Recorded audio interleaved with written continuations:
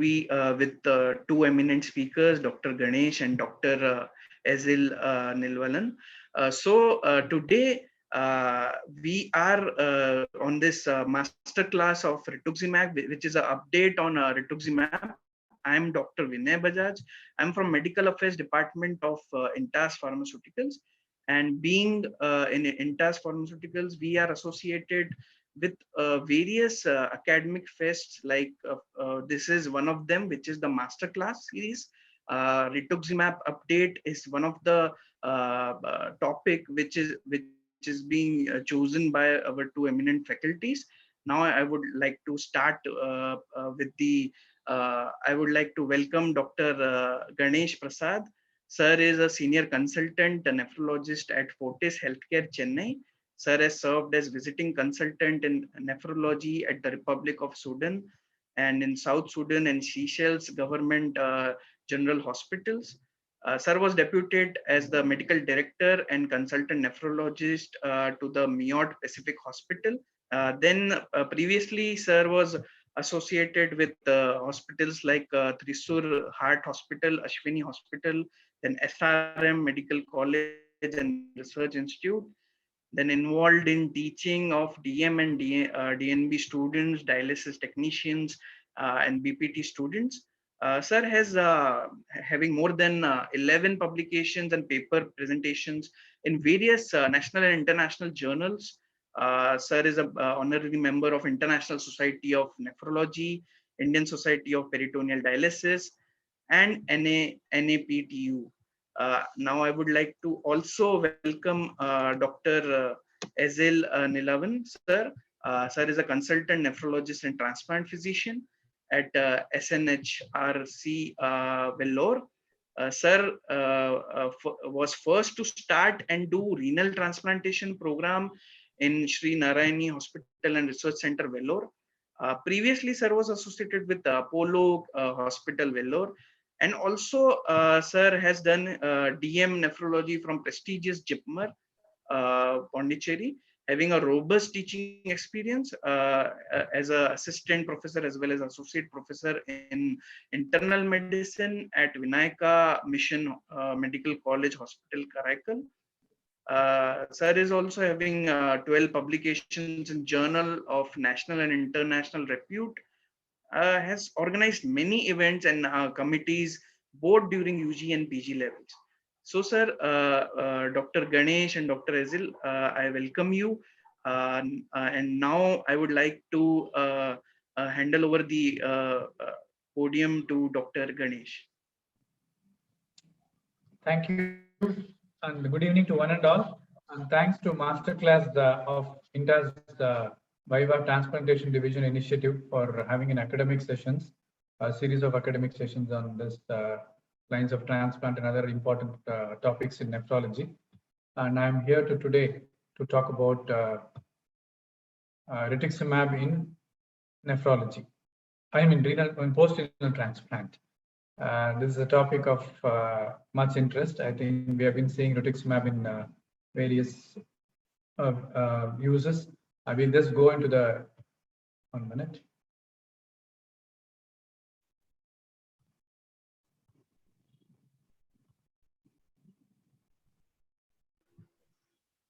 Okay.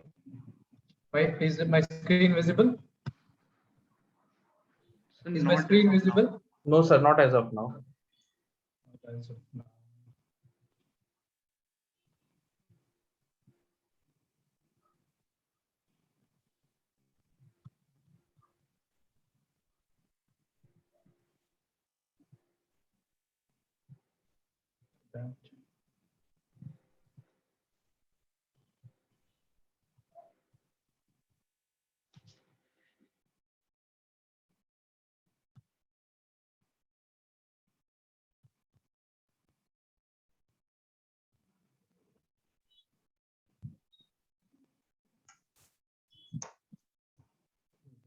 Okay.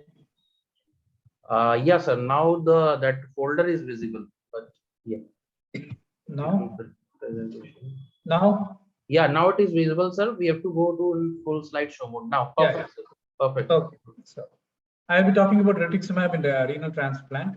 before I go into the details of the usage of rituximab in the post-renal transplant scenario, I'll just give a few highlights about the molecule per se itself for benefit of all of us. I think this is refurbishing our own knowledge about the molecule. So rituximab is a chimeric monoclonal antibody binds to CD20 antigen of the B cells, and it is an activated glycoprotein phosphoprotein. It composed of 2 heavy chains of 145 amino acids and of 2 light chains and 213 amino acids in that, with a molecular weight of about 145 daltons, and it has got a binding affinity of 80 nanomicrons. It depletes the level of mature B cells by mediation of antibody cellular cytotoxic B cells, precursor B cells, through the memory B cell stages. If there is a transmembrane antigenic protein that is bounded, then it can also cause a complement-dependent cytotoxicity through B cell apoptosis. However, it does not have any effect on the stem cells, B cells, and terminally differentiated plasma as cells do not express CD20 on their surfaces. So CD20 chimeric at the bottom line. So the rituximab binding affinity for the CD20 antigen is almost equivalent to that of a parent murine antibody. So it has been expressed in the cells like bone marrow, blood, lymphoid organs, and it has got a susceptibility pattern. And it is susceptible with lipid RAF composition, complement regulatory protein, and FC RANS3 polymorphism, and by FC RANS3 RANS-B expressions of this molecule. Basically, it is a pro-B bone marrow precursor B cell in the first stage, and then it goes into the pre-B in the second stage. The transition between the B to C, B cells to that of the T2 cells is happens in the navy B cell. There are other molecules which can got a similar binding for the CD20. Basically, the acylizumab, rituximab, aflitomab, obinutuzumab, and enibulizumab, and ibabrutinib, which are all targets this particular area of CD20. But this has got a specific epitomes for its binding. The epitome CD20 is recognized by anti-CD20 monoclonal antibodies, and that's how this has been acting on as an anti-CD20 molecule. Basically, the cellular targets of the CD19 and CD20 are used in depleting therapies. Differentiation antigens are expressed in the cell surface of the B cell maturation recognized by respective monoclonal antibodies. The monoclonal antibodies and antigen bind ultimately lead to the depletion of either antibody-mediated or complement-dependent cytotoxic mechanism. It can be early or late maturation stages during the depleting state, and of course, they do not express directly from CD19 to CD20. Ability to repopulate the B cells which have been destroyed or depleted is well preserved even after the effect of the CD20 anti-CD20 effect is gone, and the humoral immune memory is not impaired. The CD19 is in contrast to CD20 is expressed also on a pro-B cells and the plasma cells, which is further directed to the monoclonal antibodies of a broader coverage of B cell lineage. The mechanism of action of this complement-dependent cellular cytotoxicity is either by direct pathway or direct signaling, or it could be in combination with antibody-dependent cellular cytotoxicity. They basically cause cell cycle arrest or apoptosis in the absence of immune effector mechanisms, and involves the cross-linking of CD20 molecules by rituximab or anti-rituximab binding antibody. And down the stream, basically they inhibit the p38 mitogenic activated prokinase, which is important for us while even finding out the HLA activities or the PRA or the DSA, etc. Because of this inhibition of the p38 mitogenic activity by protein kinase enzyme and NFKB, extracellular signal regulated kinases. And through this, they cause an anti-apoptotic survival pathway. The cellular cytotoxic pathway is by a second pathway, which is basically a complement activated pathway, and the treatment is basically weighed upon on this particular coated cells of the CD20.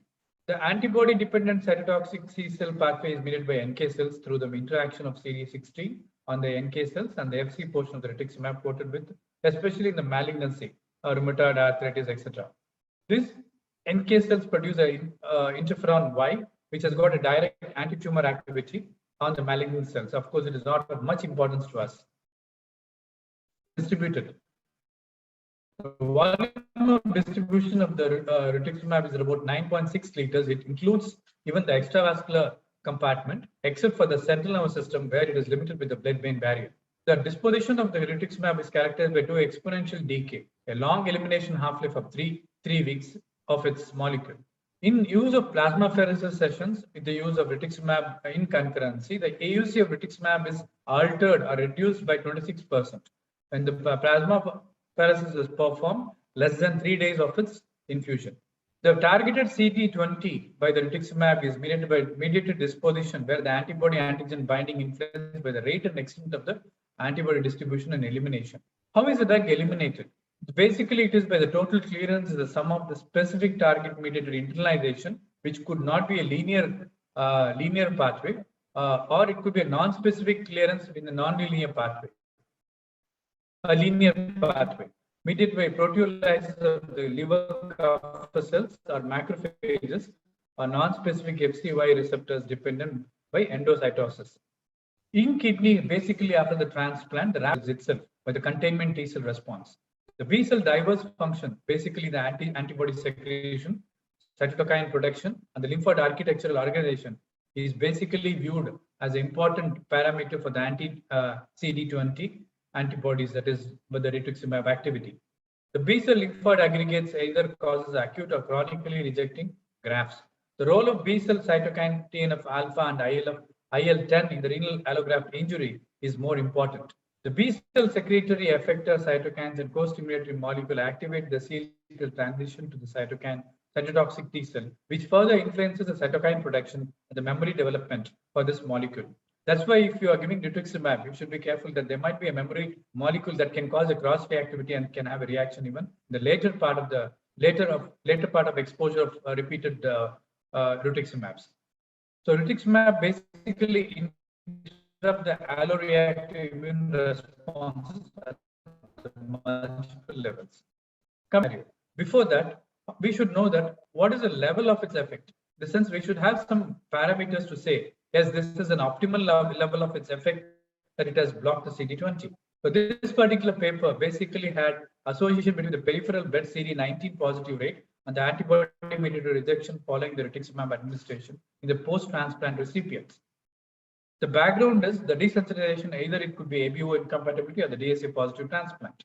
That was the background of this patient selections in this particular paper. The individual differences in rituximab-induced B cell suppression were analyzed, either by its antibody-mediated rejection that has been happening. But the overall is totally still unknown. The axis of the CD19 positive rate and the antibody-mediated rejection following the rituximab therapy was overlooked, was basically looked into this particular paper. Overall, in this particular paper, 42 patients who underwent the rituximab therapy for the pre-transplant desensitization of ABO incompatibility, about 33 of those patients had ABO incompatibility, while the remaining had DSA positive at the time of kidney transplant. To predict the AMR incidence, the peripheral blood CD19 positivity rate was determined and classified as short and long-acting groups. Basically, the incidence of allograft function, in terms of its allograft function, the complication of rituximab, and is also looked into the dosage of rituximab that was needed protocol. The results of this 8 of the patients of 47 had AMR within 39.2 months. That is around 40 months they had a results of AMR. The CD19 positivity cutoff was predicted on 3 levels, basically at 6th month, 12th month, and 18th month after the transplantation respectively, which was found to be 4.4, 6.4, and 7.7%. Comparing the short and long-acting groups stratified according to the CD19 cutoff that was given in this paper, the AMR was slightly found to be higher in the short-acting group than in the long-acting group. That is to say, the first 6 months, the AMR, the CD19 positivity rate was around about 71.4% in the short-acting group, as against 8.6% in the long-acting group. While in the 12th month, it was 70% in the short-acting and 3.1% in the long-acting. At the 18th month, it was 58% in the short-acting group and 3.3% in the long-acting group of the post-transplant scenario.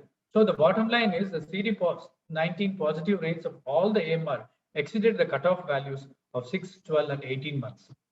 So in conclusion, which this particular paper said that higher with the short-acting B-cell suppression causes following the rituximab had risk of AMR.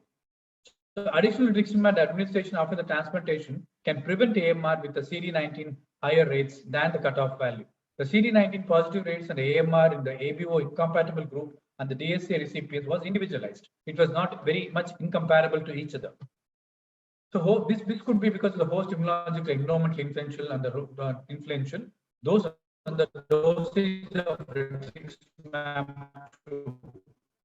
The dosage of rituximab could also be governed by the gene polymorphism with response to the response observed by the FC receptors of the CD20. The effect of the FC receptor polymorphism on the rituximab-mediated B-cell depletion could be the leading to the complication of ABO incompatible, especially in the liver transplant. The analysis of the gene polymorphism before desensitization is a useful predictor of AMR risk after the kidney transplantation. So let's go to the individual usage of rituximab post-transplant scenario. Rituximab used in the desensitization before the transplant for highly sensitized patients. Sensitized to HLA antigen wait longer for transplantation or find difficulties in identifying the suitable living donor. In one of the South Asian countries where I had traveled for a conference, the nephrologist was speaking that one of the patients was waiting for 13 years and another patient was waiting for 7 years for finding out a proper non-desensitized HLA match. So that is the amount of the levels of anti-HLA antibodies that is going to be present in the population, and then those people can't get into transplant at all. The motto of this particular usage of this drug was basically to reduce the level of PRA or the corrected PRA to facilitate the deceased donor transplantation, or to decrease the degree of cross-reactivity between the donor and the recipient, especially even in the living donor transplants too. Vo and et al. Reported the first use of rituximab almost 1 gram on the day 7 and the day 22nd, along with a high dose of IVIG, around 2 grams per kilo body weight on day 0 and day 30, in 20 of their patients with highly sensitized levels awaiting for kidney transplant. And the mean reduction time for the transplantation was 144 plus or minus 90 months. This would be very alarming months of waiting that has been happening to those patients, you can imagine. That had come down to 5 plus or minus 6 remarkably well in almost 16 of the 20 patients transplanted within the first year. And of course, most of the graphs survived for 94% to 100% respectively in this particular group. So the mean PRA also decreased from 77 plus or minus 19 to 44 plus or minus 30% after the second dose of IVIG. And another experience of 207 highly sensitized DSA positive or more than PRA of 80%. Desensitized the rituximab with 1 gram IV on the day 15 and IVIG of 2 grams per kilo body weight on day 0 and day 30, almost similar to the previous group that led to the transplantation of 156 patients of this 207 who were waiting for transplant because of highly sensitized nature, and had a 71% success rate. At 48 months, the patient and the graft survival was about 95% and 87.5% respectively. 22% of these patients had AMR, however, 5.5% lost their graft to AMR episodes. This was by O et al. Too. Another prospective study was done by Morpho and desensitized 11 patients with a PRA of more than 50% who were waitlisted for more than 5 years. Of course, they used IVIG once again on day 0 and day 30, and rituximab on the lesser dosage compared to the two groups I had told about. They used around 375 milligrams per meter squares on the day 15, but much less than the previous group. At the mean of 334 plus or minus 82 days, the desensitized group could get transplanted, and 14 of the non-sensitized group could be transplanted in the same period at the same center. So desensitization therapy do not lead to significant reduction of CPRA. This is the bottom line. We should always know about it. The number of unacceptable antigens or the MFI values also may not be completely coming down with rituximab alone or with IVIG alone. Kurzbowski and et al. Had a similar regimen of rituximab with high dose of IVIG for desensitization in 5 patients with PRA of more than 85%, and only a transient depletion was also seen of this antibodies, not enough to facilitate transplant. So this is almost similar to what I said. The rituximab in 375 milligrams per meter square of two doses of IVIG and 4 doses of bortezomib had given a desensitization of this particular another group, which 19 of them had highly desensitized levels, and 17 could undergo transplant. The increased transplant of a rate of 42% versus 23% was seen in this particular group, which concluded that new strategy needs to be taken up for probability of, especially in the disease donor transplantation, though they have a good hazard ratio of 46.9% and a confidence ratio of 95% interval. So there are various studies that has already been quoted. So there is a concluded that the treatment with IVIG and rituximab was clinically and cost effective in terms of desensitization therapy. Desensitization at the time of transplantation for highly sensitized patient. The previous indications was the people who are already sensitized, you try to start them on desensitization therapy and you then take them off transplantation on a graded manner. While this particular indication is basically before the transplantation to be taken up. Rituximab with a positive cytotoxic flow cytometric cross match, positive DSA but negative cross match, they can with the high PRA levels was taken into this particular study. By Umakant and et al., where compared with the data of the CDC positive group 2. Rituximab with high dose IVIG with the 12 patients who received the only IVIG in the other group had a significant rejection-free survival compared to the only IVIG group. But there is no difference of the graft function of the either group after 1 and 12 months of survival. The retrospective study of Ishada and et al. Of 74 cross-match negative but DSA positive recipients received a fixed dose of rituximab of 200 milligrams, which seems to be very much up to what we use in our practice, like 200 milligrams IV on first and the third sessions of plasmapheresis, and standard dose of basiliximab was just compared with the only basiliximab alone group of 39 patients. Definitely the study with the rituximab and the plasmapheresis had a better survival and reduction of AMR in the 6th month as compared against that of the basiliximab group alone, which prevented the de novo DSA to come up. The graft loss of the chronic AMR was 17% in the rituximab and the PP group, that is plasmapheresis group, as against the 6.8% of the rituximab. 6.8% of the rituximab and the plasmapheresis group, as against only basiliximab group at 18% of chronic AMR. At 5 years, of course, the graft survival of rituximab group was 98% versus only basiliximab was 84% in this particular group. Ambrose and et al. On 43% DSA positive deceased donor undergoing post-renal transplant desensitization therapy with rituximab, plasmapheresis, and IVIG to 53 patients, and as against only IVIG alone, had noticed that 1 year survival or 1 year AMR was also markedly reduced to the extent of 23% in the previous group that used all the three, while as against only IVIG. And also they showed a significant reduction in the DSA positivity, that is 56% as against 77% with the p-value of 0.04 levels, and even the chronic antibody-mediated rejection was much less compared to IVIG group alone. So these are the various studies that has been taken up. The recent studies of 2015 almost mutes the same thing. The only thing is they were not individualized, and of course they were not validated endpoints in all this particular groups. Basically, the MFI was not taken into consideration. So there was one more study where they tried to few studies where they continued to monitor about 4 to 6 years after the study, and they found out even using a very standard dose of rituximab, not going a high dose of rituximab, even a single dose could probably arrest the desensitization therapies that could be given at the time of transplant, and also had a very low antibody-mediated rejection in this particular group. So, however, the limitations where there was no formal comparison group, the timing of the dosing of rituximab, as I showed, was not standardized. Each one was trying to give a high dose to a very low dose. And of course, the combination with IVIG was also not very standardized in most of the centers. The induction therapy and the maintenance of immune suppressive regimens also vary from center to center, which was not taken into consideration. The outcome measures used are not uniform, and thus they cannot be compared across the various series. The reduction in the antibody levels were incomplete and was transient, with a significant rebound and reduction, which could be probably explained that effectivity of IVIG or the plasmapheresis alone may not be enough. The use of rituximab does not result in acceptable cross-match results in all the patients, and an individualized approach should be definitely be taken. But the bottom line is definitely rituximab has been the mainstay of therapy in all this treatment, where you have to need to desensitize just prior to the transplant. And the rate of AMR remains to be high in some of the groups, and DSA persists despite the treatment.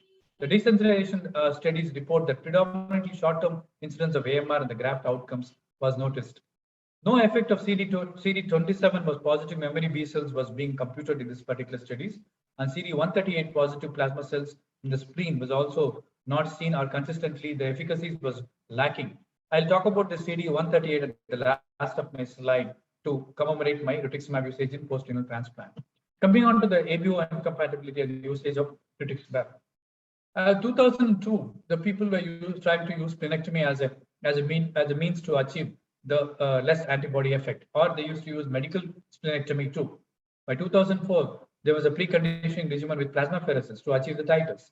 The past few decades, we started to use a surgical. Because of the surgical risk, we started to use rituximab, and of course, there was increased risk of sepsis. Splenectomy had problems of bleeding, etc. So the rituximab was found to be a lucrative molecule. So anti-CD20 antibodies that induces the B cell depletion in the peripheral blood was found to be useful in depleting the titers of the ABO incompatibility. But once again, the problem is, what is the optimal dosage? What is the frequency of administration for achieving the titers is still to be computed. The single dose or double dose of rituximab are administered the B cell immunomodulatory agent in the major of the transplant center throughout the world. The single dose of rituximab effectively removes the peripheral B cells, but might not decrease the B cell counts in the secondary lymphoid organs. Is manner in the bone marrow, the blood, the lymphoid tissues, everywhere. So you need to block most of this B cells that is existing in these lymphoid organs, the bone marrow, etc., to such an extent to have the good titers of ABO incompatibility surgery to be taken up. Rituximab is not effective in decreasing concentration of preformed HLA antibodies or preventing the development of de novo HLA antibodies. The risk of humoral rejection will definitely be there, although it can be reduced to a larger extent. The review shows that biopsy-prone acute rejection, especially the ABMR, is more prevalent in ABO incompatibility, as we all know. The latest insights for this particular journal, International Journal of Urology, in 2020, by the Japan group, had come out with the understanding of rituximab, where it basically blocks the B cell and does not block the plasma cells, and you still have the plasma cells active.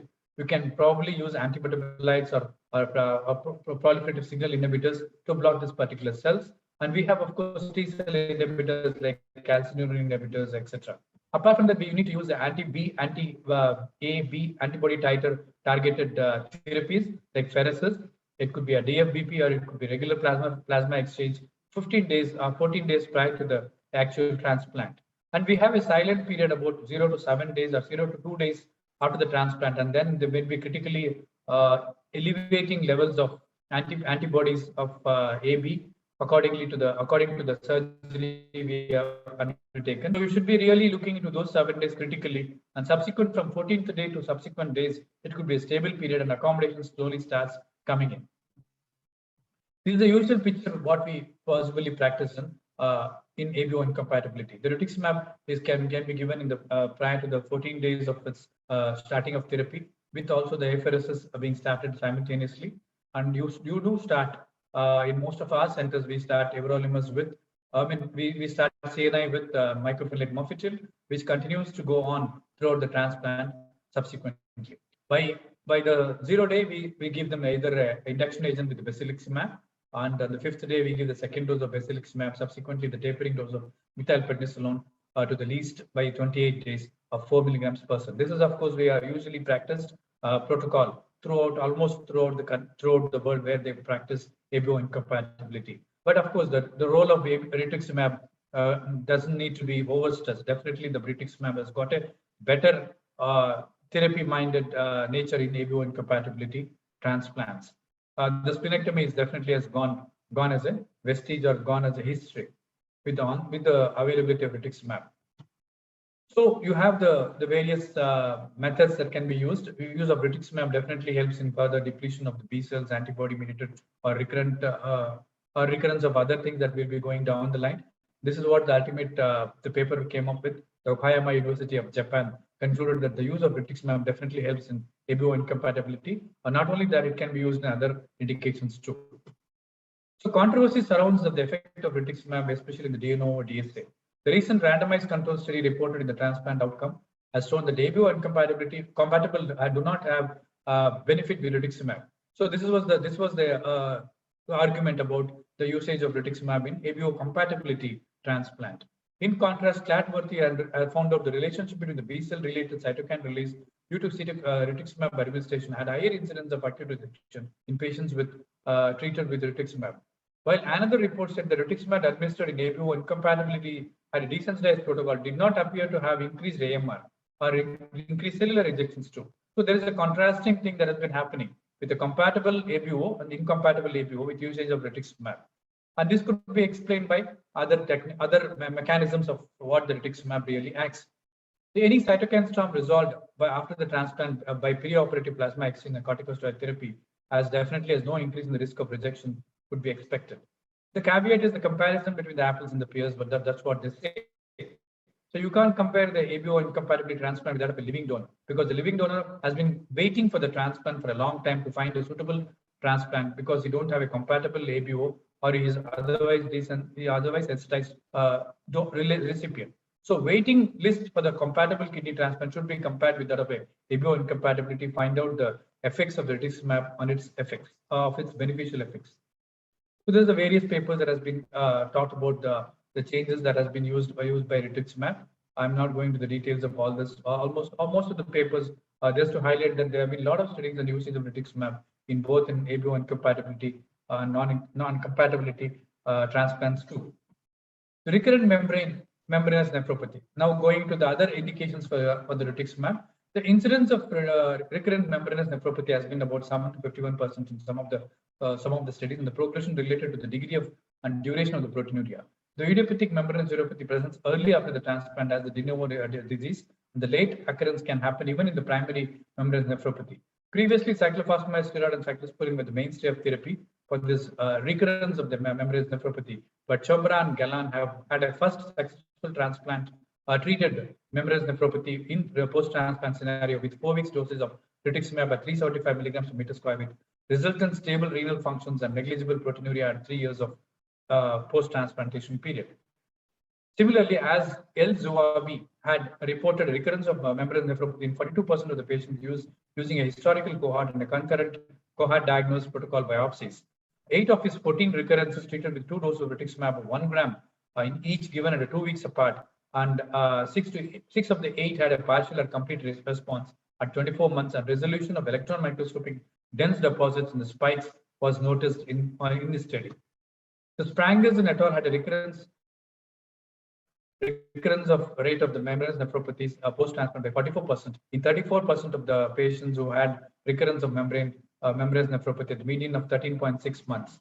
Treated 4 out of 15 cases of recurrent membranous nephropathy treated reported stabilization of in the 4 of these cases. The dosing of rituximab once again at the discretion of the treating physician, which ranges from 375 either 4 weekly doses or 2 doses of 1 gram given in 2 weeks apart. Debnick and recurrence of membranous nephropathy noticed that 13 days after the post-transplant, which prior to positivity and the treatment of rituximab, this simple dose of 4 doses of 375 milligrams per meter square every 2 weeks resolved the proteinuria by 6 months and stabilized the creatinine by 6 months again. The other indications of post-renal transplant included a recurrent focal segmental glomerulosclerosis, anti-nuclear and cytoplasmic antibody vasculitis, recurrent IgA, recurrent membranoproliferative lupus nephritis. Of course, there are not much of papers on recurrent lupus nephritis. I'm not going to the details of each one of it, but one of the few of the important things that I need to talk about is about the recurrent focal segmental glomerulosclerosis, which is the primary idiopathic glomerulosclerosis, occurs in about 30 to 50% in post-transplanted patients. The plasma exchange has been the mainstay of therapy for FSGS, but of course, a partial or complete remission has been found out with the use of rituximab alone or in combination with plasma exchange. So there are some studies to say that early recurrence of idiopathic focal segmental glomerulosclerosis after the transplant in 12 patients and use of rituximab plus plasmapheresis in 4 of these patients of Linoki studies had a result of a partial remissions. Anurit and et al. Reported 4 cases where the rituximab alone was used or it compared with the PP plasmapheresis was successful in giving a prophylaxis and recurrence of secondary FSGS in patients with the post-transplant scenario prior to transplant. And the loss of graft was also on the lesser side.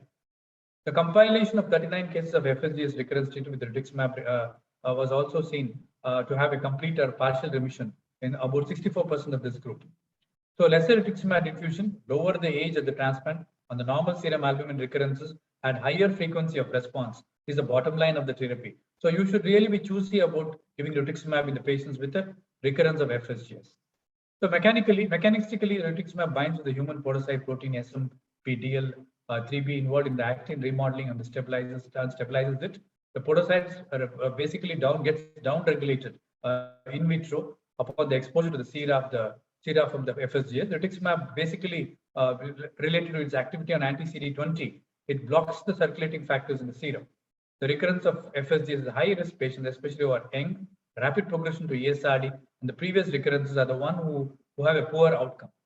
For refractory cases, they also used concomitant low-density lipoprotein apheresis, and plasmapheresis was also performed along with the rituximab. So this is how the rituximab usage was found to be of in FSGS recurrence. They also use mesoribam as one of the agents at around about starting of the FSGS at 150 milligrams, and then subsequently at around about almost around 50 to 60 days, they gave one more dosage of mesoribam, and 100 milligram dosage. Of course, they continued starting with the higher dosage, then tapered to a 2 milligram dosages. The coming on to the another interesting thing is about the transplant recurrence with C3 glomerulopathy. C3 glomerulopathy is thought to be a rare glomerulonephritis, but I think of late we are seeing C3 glomerulopathy very often even in the native kidneys. So dysregulations of the alternative pathway is a basic mechanism of the disease in C3 glomerulopathy. The prominent complement C3 deposition in the biopsies is absent, or scanty immunoglobulin deposition or C. The C3 presence is pattern of membranoproliferative glomerulonephritis, just like dense deposit, or it could be a crescentic gene, or it could also be a diffuse endocapillary proliferative glomerulonephritis or mesangiocapillary glomerulonephritis like presentation at the electron light microscopy. The diagnosis of C3 immunofluorescence in the biopsy is a twofold greater intensity of C3 staining is a hallmark, and then with the conjunction with the other absence of other immunoglobulins probably clinches the diagnosis of C3. This is the background of the C3 glomerulopathy. But C3 glomerulopathy compromises of, as I said, could be DDD on the electron microscopy, which could definitely have a osmophilic sausage-shaped deposits, the glomerular base membrane, and that is how you recognize the C3 glomerulopathy. And this is thought to be a rarity and definitely a challenging thing for after the transplant. This could be a recurrence.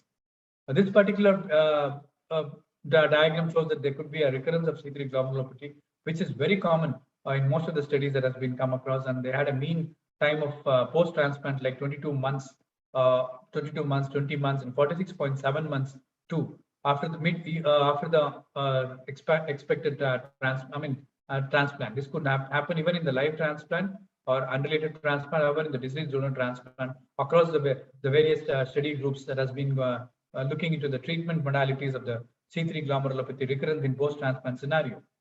Most of them, couple of them have used eculizumab with the plasmapheresis, but most of the other groups have used rituximab in this particular study. What are the other indications for rituximab in post-transplant scenario? When we go into that, one of the striking thing is lymphoproliferative disorders or any of the solid organ transplant recipients too. The PTLD is one of the commonest features seen in the SOTs. The lymphoproliferative disorders accounts for about 25% of all cancers, especially in the solid organ transplant recipients, compared to 4 to 5% in the general population or immunocompetent populations. The PTLD is common malignancy after the skin cancers, especially in the post-transplant scenario. The incidence varies according to the patient's age, the transplant type, and the degree of immunosuppression.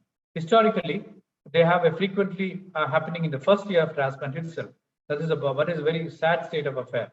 The commonest PTLD or the CD20 positive PTLD can be seen is B-cell monomorphic histological PTLD.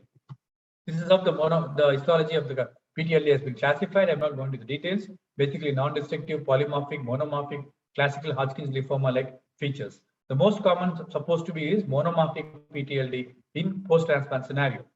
And of course, the treatment that has been for both monomorphic and polymorphic with cytoreduction or with reduction by surgery or by the radiotherapy has been the bottom line with usage of rituximab. So of course, there has been a variable response like having no response to partial response by use of this agent. And of course, they also use the CHOP therapy in concurrence with that of the rituximab therapy. The monotherapy is recommended for the patients with CD20 positive PTLD who fail to respond adequately to RIS as initial therapy.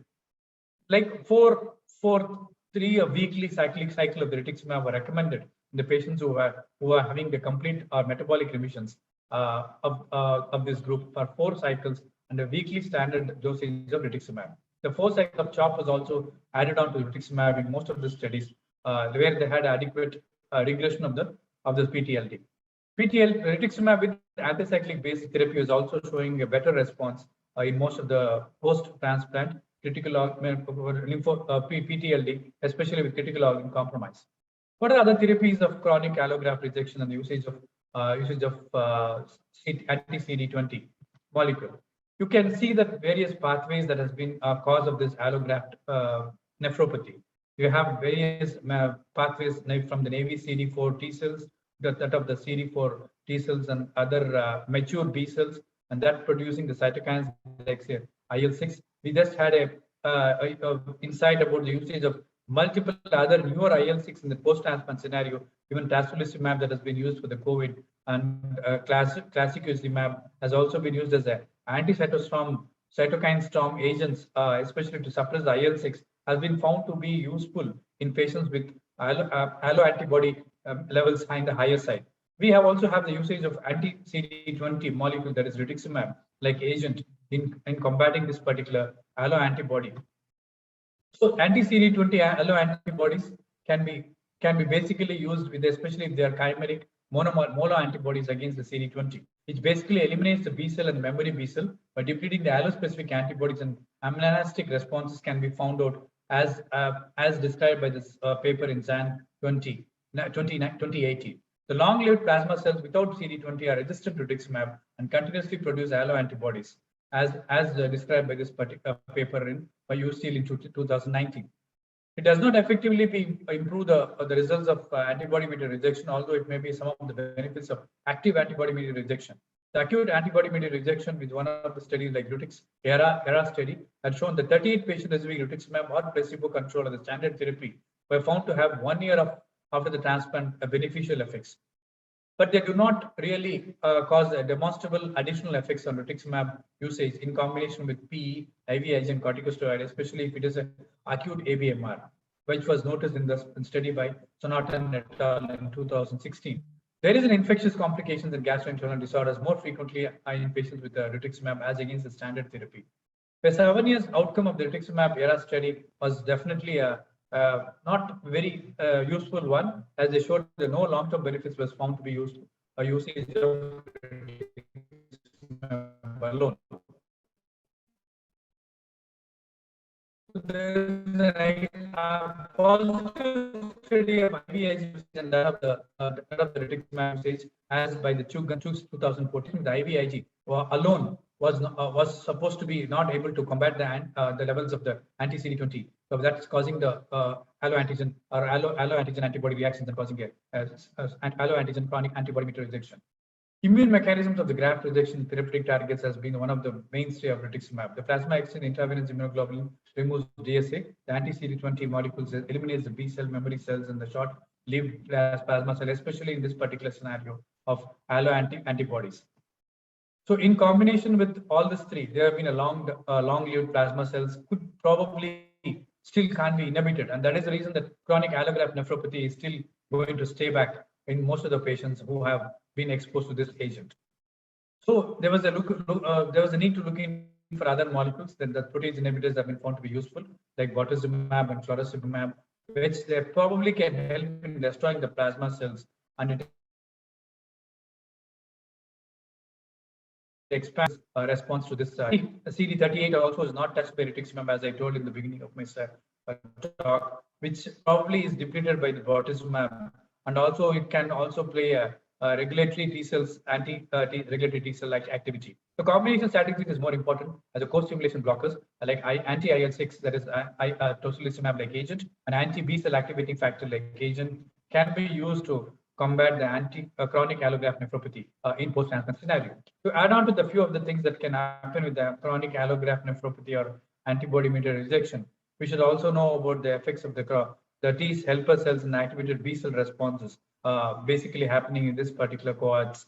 And so we should be having broad spectrum usage of therapies, not just rituximab alone. Similarly, this particular missing self-induced activation of NK cells could also escape the pathway of the rituximab. That's why probably the chronic allograft nephropathies may not get treated alone if used with rituximab, for their treatment. There's one of the studies that is upcoming called as restart therapy, where they are using a low dose of ATG with that of rituximab. And this has already been tried by our Indian group, Dr. Vivek Pathak and et al., where they showed that low dose rituximab and thymoglobulin injection with steroid-free maintenance, immunosuppression, and protocol biopsies improves the long-term patients and the graft survival after the patient transplant, especially as an induction agent. And they showed a survival outcome for more than 1,100 patients from that particular center. This is how the patient selections were to be. They had around 6 patients of 44 patients had antibody-mediated rejection, and most of them were compliant, but while 7 of them were non-compliant. They did have recurrence of FSGS in 5 and Zika virus nephropathies in 2, and they found calcineurin toxicity in one of the patients of 44. And of course, they still had chronic allograft nephropathy in 18. There's almost a half of the patients who had received the low dose of ATG and low dose of rituximab. So basically the fact of this is the interference of B cells by the T cells flow cytometry cross-match. Basically that happens during the cross-match study. That is due to the T cell tailing phenomenon. More than 50% of the patients who are definitely cleared by Pronase treatment. Absence of DNA-specific, donor-specific antibodies also proves a false positive finding while patient has been administered rituximab and you go and test for the DSA level. So you need to use the Pronase treatment to negate the effects of the rituximab therapy. Structural homological FC receptors of CD20 is also an activated T cell should also be taken into consideration when you are trying to do the cross-match. And this should be told to the pathologist when you're sending the blood sample for the cross-match study. The additional treatment of this is prevent allograft rejections has been, most of this has been covered up. The major use of rituximab is based on reducing the circulating autoantibody addition B cell functions and antigen presenting cells. As I said, the T regulatory cells after the rituximab usage in lupus nephritis has not been extrapolated in post-transplant recurrence of lupus nephritis. We need to have more such studies in the background. This is the last of the slide, which is found to be important, especially the chronic active antibody-mediated rejection, where we don't have this combating agent as of now with CD38 antibodies. Dotuzumab has been of useful entity. Basically, it causes the therapeutic plasma cell and the natural killer cell activity. That's how it reduces the CD38 levels to come down, and that's how there is a depletion of the bone marrow, depletion of cells in the bone marrow and the blood, causing substantial negative effects of the NK cells. It can help in the upliftment of this, especially the chronic active antibody-mediated rejection. In this particular paper, they have shown the targeting of CD38 with the plasma cell and NK cell helps in the treating of the countering the AMR. This is how it looks, and this is how the effects of the that is dotuzumab, which is not of the talk of the day. And of course, thank you for your patient hearing. With this, I leave the floor to Dr. Eyal Olivan for his comments on the usage of rituximab in non-transplant indications. Thank you so much, Dr. Ganesh, for such an elaborate presentation, sir. You almost have covered all the most important evidences that we have. Now, I would like to welcome again Dr. Ezil for the updates on rituximab for the treatment of immune-mediated kidney diseases. Very good evening to you all.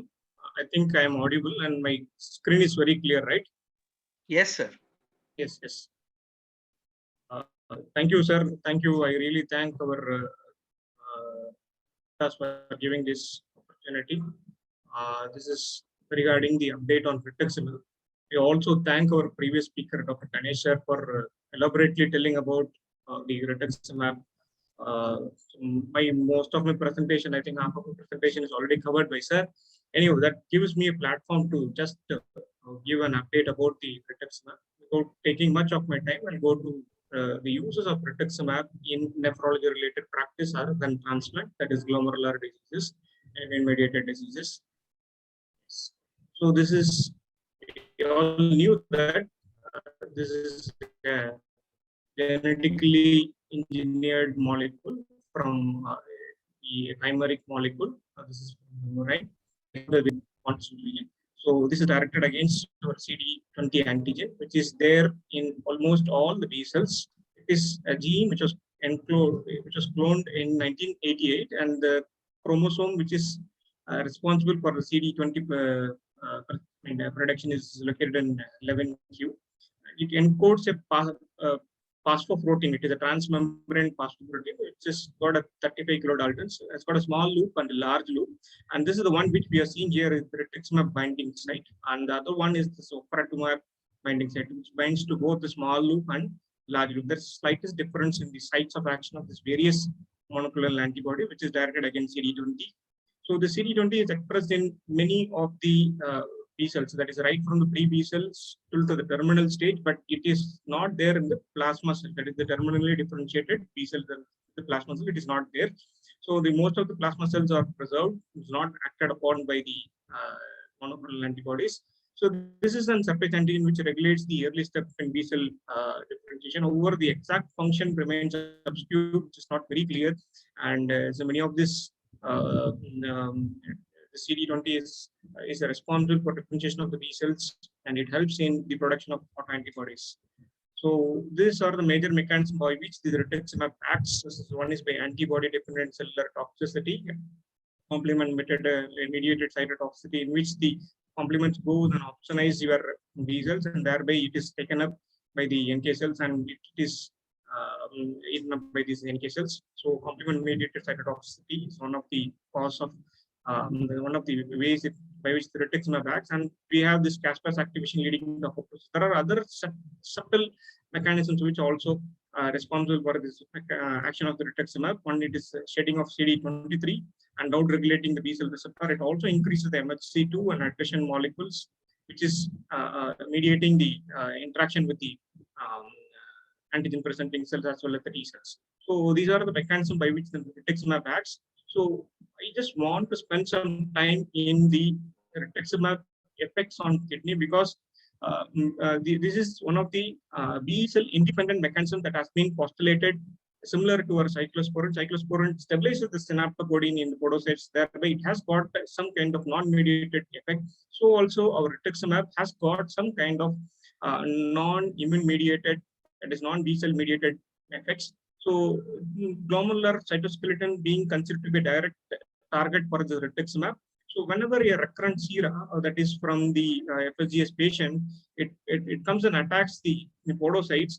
We have this sphingomyelinase associated phosphodiesterase protein, which is concerned with the stabilization of your cytoskeleton. It helps in keeping the actinin and laminin in an array, so that this when your FSGS sera is acted upon this protein, there is down regulation of this cytoskeletal array. So thereby there is some amount of alteration in the cytoskeletal takes place. So thereby it leads to more and more proteinuria in FSGS patients. So what does rituximab does? Rituximab binds to these sphingomyelinase associated phosphodiesterase protein. It stabilizes the down regulatory effects of recurrent FSGS sera.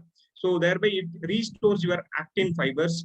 So thereby it turns to prolong the survival of the podocytes. So the stress upon the cytoskeletal array is maintained by the rituximab. So this is one of the important function where the rituximab has got a role in nephrotic syndrome. And there is also one more mechanism, is that it also regulates your T cells. T cells are reduced in the T regulatory T cells are reduced in MCD. So this rituximab enhances the number and function of T regulatory cells. Thereby, it also induces remission and nephrotic syndrome. So these are the other two mechanisms apart from your immune-mediated mechanism of rituximab, which holds a role in the use of rituximab in glomerular disease, particularly nephrotic syndrome. So we have a lot of queries in using the rituximab. So what about the use of dosage of rituximab? What about the frequency? Because we do see most of this dosage and frequencies are taken from our rheumatological condition, particularly rheumatoid arthritis, whether we need to give 1 gram once in 15 days, or whether we need to give a low dose or higher dose, or we need to give 4 doses. So we do not know exactly what is the dosage and what is the frequency in many of our glomerular diseases. So how long does it produce the B cell depletion? So what are the indication and evidences? So these are all, and what are the complications? So these are all my topics on which I'll be covering on the glomerular diseases, particularly the usage of rituximab in glomerular diseases. So this is one slide which had shown the pattern of CD19 B cell suppression, which is seen in steroid-dependent nephrotic syndrome or a membranous nephropathy or kidney transplant recipient. So what we see here, a single dose of 100 milligram suppresses your B cells rapidly, that too within 30 days. And this tends to be retained for a long period of time, particularly in a patient who is a kidney transplant recipient. So low dose of rituximab is enough to suppress your CD19 B cells for up to 90 days. So it has got a role in preventing the relapses in many of these opposite conditions. So it produces a rapid depletion and that too immediately. This is considered to be a dose-dependent effect. So when you give a larger doses, there is more profound suppression of your CD20 cells. So it can be starting as early as 1 week to 30 days, and it can persist for up to 6 months, sometimes even up to 12 months. And there are some instances even prolonged depletion of B cells has been there for up to 30 months. This is common when we use the large doses, particularly in CLL or other condition, non-Hodgkin lymphoma. So what is the method in which you need to assess the CD19 cells? We need to do a quantitative flow cytometric assay, which is used to monitor the B cell depletion during rituximab therapy. This is the one in which is the normal flow cytometric assay, in which we can find the CD19 cell as well as CD20 cells here. When the patient is treated with B cells, the patients are treated with rituximab, we don't find the CD90 cells in this flow cytometry, and so also the CD20 cells. So what is the target? So most of the time we assess the percentage of the suppression of CD90 cells. They also look at the absolute count of CD90 or the CD20 positive B cells. So when the percentage is less than 1%, that means the CD90 cells percentage is less than 1%. It means that there is adequate suppression of CD19 has occurred and most of the B cells are depleted. And so also, if the percentage is more than 1, we need to plan for adequate or another dosage. So regarding the pharmacokinetics, which sir had already spoken, it has got a small volume of distribution. It doesn't enter your blood-brain, it doesn't cross your blood-brain barrier. It has got a long elimination half-life, approximately about 3 weeks, which has been studied in GPA. And the antibodies, monoclonal antibodies, can be quantified by various assays, like particularly enzyme immunoassay, and mass spectrometry seems to be a promising new tool for assessing the quantity of this monoclonal serum. Rough concentration of 25 microgram per ml is considered to be a regional threshold to maintain the efficacy. And there are some instances in which there are low drug concentration of rituximab had been studied, particularly in a patient who is having a very frank nephrotic range proteinuria. There are studies stating that rituximab was lost in urine, thereby there is a shortened half-life. When you have a short half-life, there is early pre-B cell reappearance. B cells tend to reappear. Particularly, this is quite common in a patient who is having a frank nephrotic state with loss of rituximab in the urine. And usually, the rituximab stays in circulation for about 3 to 6 months, and this antibody is degraded using your non-specific proteolysis by Kupffer cells. So regarding the pharmacokinetics, so this is quite this is the data which we need to know, that whenever a patient is planned for particularly a patient who is having severe renal failure and is planned for rituximab, can we use this rituximab pre or post dialysis? Yes, this has got a molecular weight of about 145 kilodaltons, which is slightly larger than your creatinine molecule. It has got a size similar to your immunoglobulins like IgG and IgA. So this is not routinely eliminated by standard hemodialysis. So your hemodialysis may not affect this rituximab. However, there is a role of removal of rituximab if you use high cutoff dialyzer or a high flex dialyzer. So, but by using low flex dialysis, this is not usually removed. So also your plasmapheresis, there is a chance that plasmapheresis is removed by about 30 to 65%, the single system plasmapheresis. So there is a protocol from Plexivas. This is used in uncassociated uncassociated vasculitis. It has clearly stated that the plasma exchange should not be given within 48 hours of administration of rituximab. You can delay the usage of plasmapheresis in a patient who is given a rituximab by beyond 48 hours. So this is what the protocol that I've been saying. So usually this rituximab is not removed by standard low cutoff hemodialysis. However, it is removed by plasmapheresis. So you need to time the plasmapheresis in such a way that the plasmapheresis should be done minimum of 2 days gap after giving the rituximab. So coming to this indication of this rituximab in various renal diseases, we have robust evidence from primary membranous nephropathy, ANCA-associated vasculitis, steroid-dependent nephrotic syndrome, and there are some instances of using rituximab in anti-GBM nephritis as well as lupus nephritis. It can be used in cryoglobulinemia glomerular nephritis as well as C3GN, in which there is production of C3 nephritic factors and TTP. It can be tried in steroid-resistant nephrotic syndrome and fibrillary GN and IgA nephropathy. There are some few case reports, of course, not very promising. So we'll go into the individual diseases one by one. Coming to membranous nephropathy. So what does the KDIGO says? This is KDIGO draft, which is published in June 2020, had clearly stated that the patient who has membranous nephropathy and at least one risk factor of disease progression should be given a rituximab or a cyclophosphamide along with steroid for 6 months or a tacrolimus-based therapy for at least 6 months. So this is the statement given by the KDIGO. So this is the treatment of membranous nephropathy is basically mediated by the risk assessment. They have categorized the patients based on your eGFR, proteinuria, the selectivity of proteinuria, and the amount of protein leak in the urine. So all this carries the risk assessment.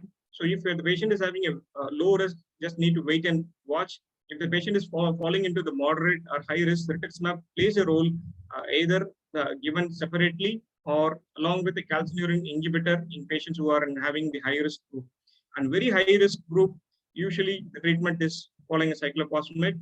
The choice of therapy is basically dependent on the patient characteristics and whether the drug is available or not, whether the drug is efficacious, and looking into the side effect profile of the patient, whether the patient is having hepatitis B positivity, whether the patient is having, there is any other specific condition which doesn't warrant the use of rituximab or a cyclophosphamide. So the choice of therapy is basically based on the patient characteristic, the drug availability and drug efficacy, and the patient as well as the physician specificity. So this clearly states that membranous nephropathy has got a role. Rituximab has got a role in membranous nephropathy. So there are certain evidences from various trials like GEMRUTIX, STARMAN, as well as your the other trials. So what does GEMRUTIX has looked into? It has looked whether the rituximab is superior to the non-immunosuppressive anti-proteinuric therapy in severe membranous nephropathy. So this is a multi-central open-label randomized trial which was considered, which was done in about 31 hospitals in the northern part of the America. It had included about nearly 80 patients who had a severe proteinuria of more than 3.5 grams and who had a proteinuria of albuminuria of serum albumin level less than 3 grams and eGFR of more than 45 ml per minute. And this has compared rituximab with non-immunosuppressive therapy. So when these patients are given, the patients were randomized in these two groups. One is on rituximab, other is on non-immunosuppressive therapy, antiproteinuric drugs like your AC and ARB. So we can clearly see the remission at 6 months is not much of difference. So it's around 35% in the rituximab, and this is 21%, but the p-value is not very much significant. But at the 17 months, there is significant the remission rates compared to the non-immunosuppressive therapy. So rituximab has got some superior role when compared to your non-immunosuppressive therapy, that is antiproteinuric therapy alone. And the anti-PLA2R antibodies are very much depleted on giving the rituximab. So at the end of 3 months as well as 6 months compared to your non-proteinuric therapy. So this anti-proteinuric therapy, this has got a very good role in depleting your anti-PLA2R antibodies. So there is a very positive effect of rituximab in proteinuria remission, which has occurred at 6 months, and this evidence is robust at 17 months.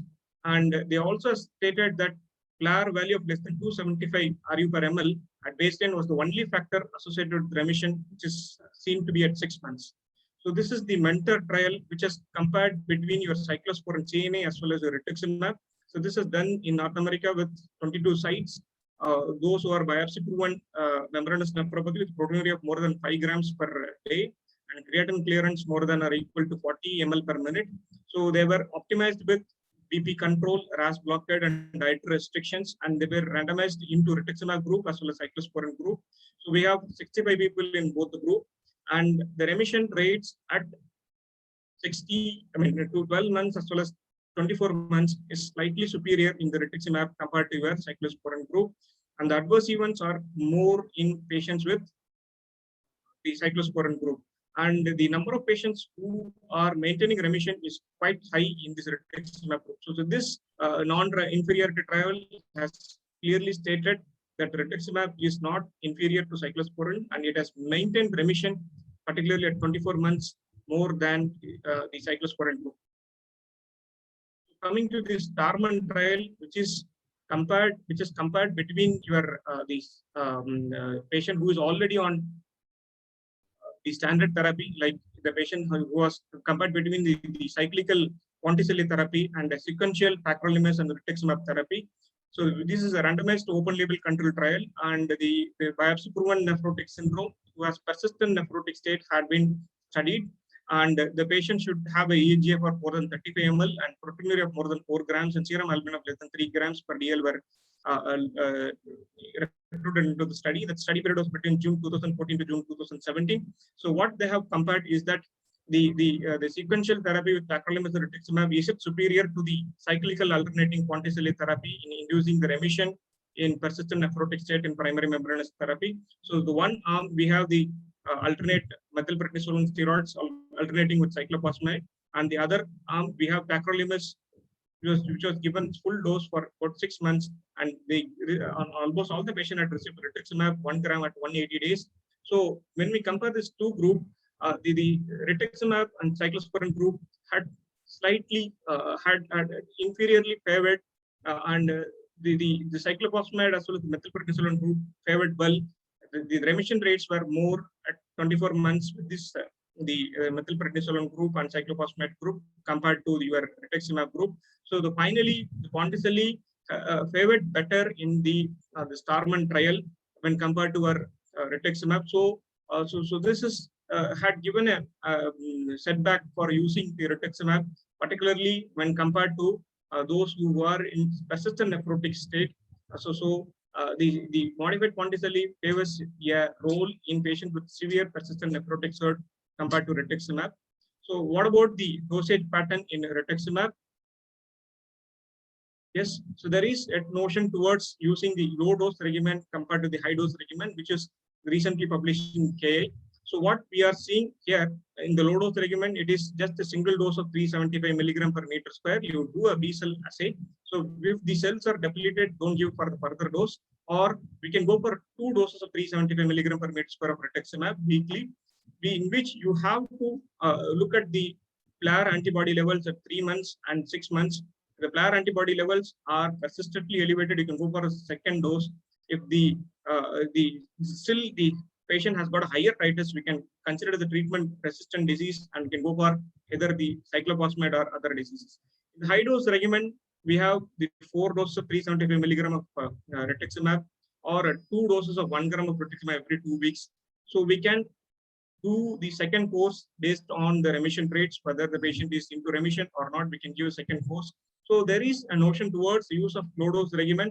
So basically the low dose regimen is designed in such a way it provides good safety as well as efficacy by just monitoring the levels of B cell suppression as well as the PLA2R levels sequentially, so that the patient can be safely using a small dose of rituximab for a long period of time. So that is what the recent notion is towards using low dose of rituximab.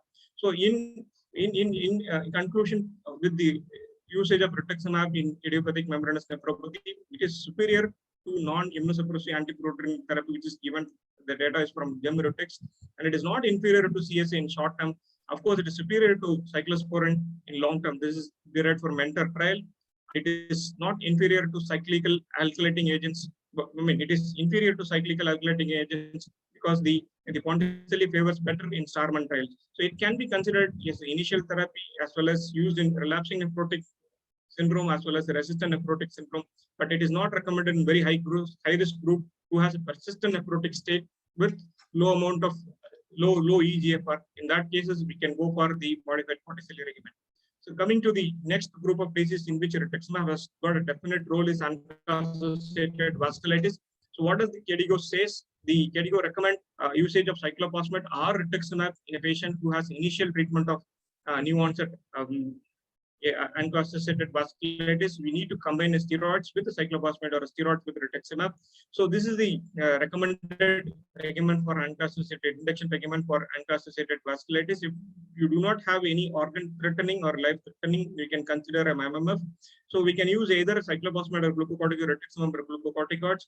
If there is a vital organ involvement in the form of diffuse alveolar hemorrhage or life-threatening, or the creatinine level is very high, we can go for plasmapheresis. So when do we prefer rituximab when compared to cyclophosphamide?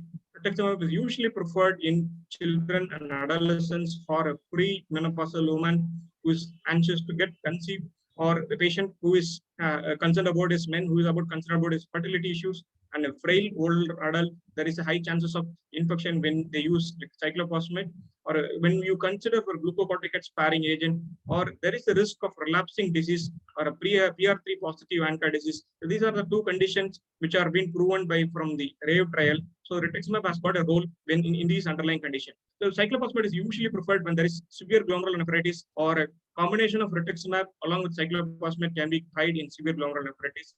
When you don't have access to rituximab, you can try cyclophosphamide in these groups.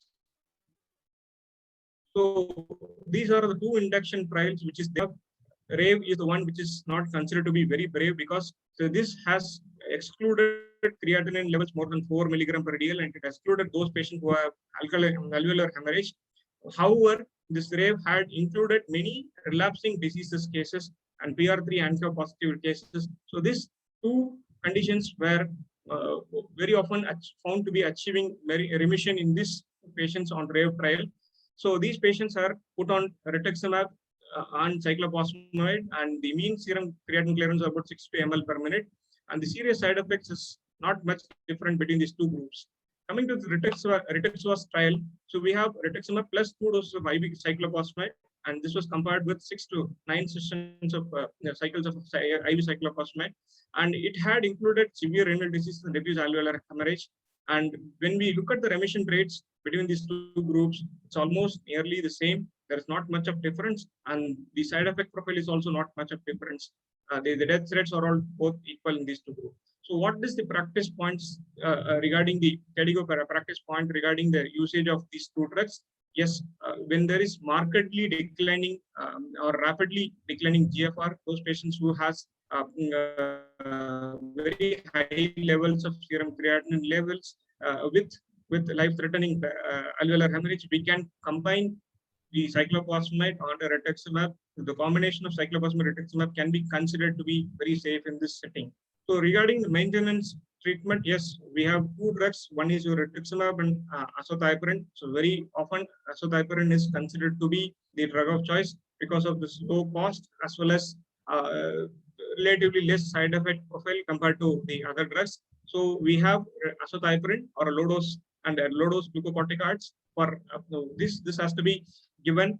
So when do we prefer for rituximab treatment on those patients who have relapsing disease, PR3 ANCA disease, frail older adults, and if you want to spare the glucocorticoid usage, and the patient who has got azathioprine toxicity, and these are the conditions where you can prefer the rituximab.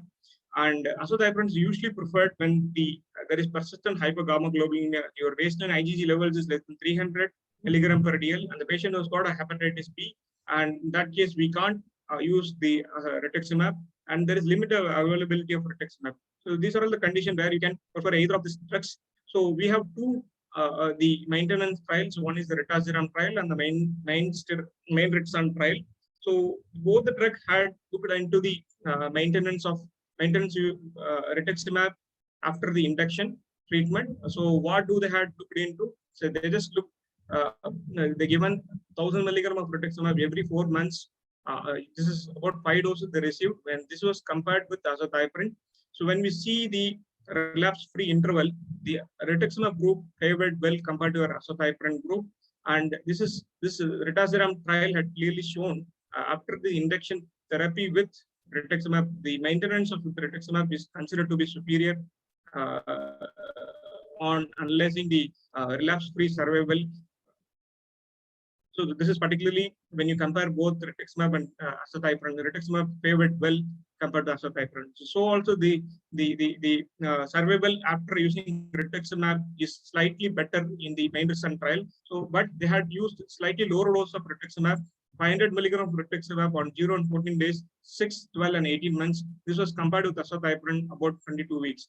So at the end of 28 weeks, 28 months, so we have the slightly better survival, relapse-free disease survival is with rituximab compared to azathioprine. So here also we have one study stating about the low dose of rituximab as an induction therapy for ANCA-associated vasculitis. Instead of a routine 4 once-weekly doses, there is something called a low dose of rituximab consisting of 2 once-weekly doses of 375 milligram per meter square. So what this study had looked into is that the cumulative, complete remission rates did not significantly differ between these two groups. So we can also try for this low dose rituximab as part of induction treatment with ANCA-associated vasculitis. So what about the relapsing disease and the refractory disease? The KDIGO had clearly stated that patients with relapsing disease or life-threatening or organ-threatening should be reinduced, preferably with the rituximab. And regarding the refractory diseases, so though we don't have very good solid evidences to use rituximab alone, so we can try, because many of the small series have suggested the role of rituximab in a resistant ANCA-associated vasculitis. So we can add, if the patient is already, he was on cyclophosphamide induction, we can change to rituximab, or the either way. If the patient was on rituximab, we can say you can change to cyclophosphamide induction. Plasma exchange can be considered in those patients who are refractory. So in short about the rituximab in ANCA-associated vasculitis, coming to the induction, it's not inferior to cyclophosphamide, we can use together. And coming to relapsing cases, we have a lot of evidences from RAY trial that the relapsing cases have very much achieved remission with rituximab. It is considered to be superior to cyclophosphamide. And refractory and resistant cases can be used. We need RCTs, many small series have suggested the use of rituximab, and we can switch over either from rituximab to cyclophosphamide, rituximab. If the patient has got a severe life-threatening vasculitis, we can follow this rituximab trial, in which you have 2 doses of cyclophosphamide along with rituximab, and with or without plex can be tried. And maintenance, it has clearly shown this 2 trial, Einrichsen and Ritaseram trial, had shown a superiority of using rituximab compared to azathioprine. So we can try with low doses of maintenance therapy of rituximab in low dose of rituximab in maintenance as well as induction with this ANCA-associated vasculitis. Coming to the usage in anti-GBM disease, so this is there are some reports of using rituximab in anti-GBM disease. Initially, we have to give 7 consecutive plasma exchanges along with glucocorticoids. So you can give 2 doses of rituximab, then you wait for about 48 to 72 hours, then give another 7 sessions of plasma exchange. And if needed, you can go for a second dose of rituximab. So there is one case series in which they have retrospectively looked at the study of about 8 patients, in which majority of the patient had severe renal involvement. They were requiring high immunosuppression as well as plasmapheresis dependent, and 2 patients were on relapse due to pulmonary hemorrhage. And the patient was started as early as within 2 months of diagnosis. They were started on rituximab therapy, and majority of the patient had achieved complete remission. About 7 out of 8 people had achieved complete remission. And however, after a period of mean follow-up about 26 months, the renal survival was slightly better, but the rituximab did not improve the GFR in these patients. So rituximab has got some role in the suppression of the disease with anti-GBM, though it doesn't help in improving the GFR, but the renal survival and patient survival is slightly better from this retrospective analysis.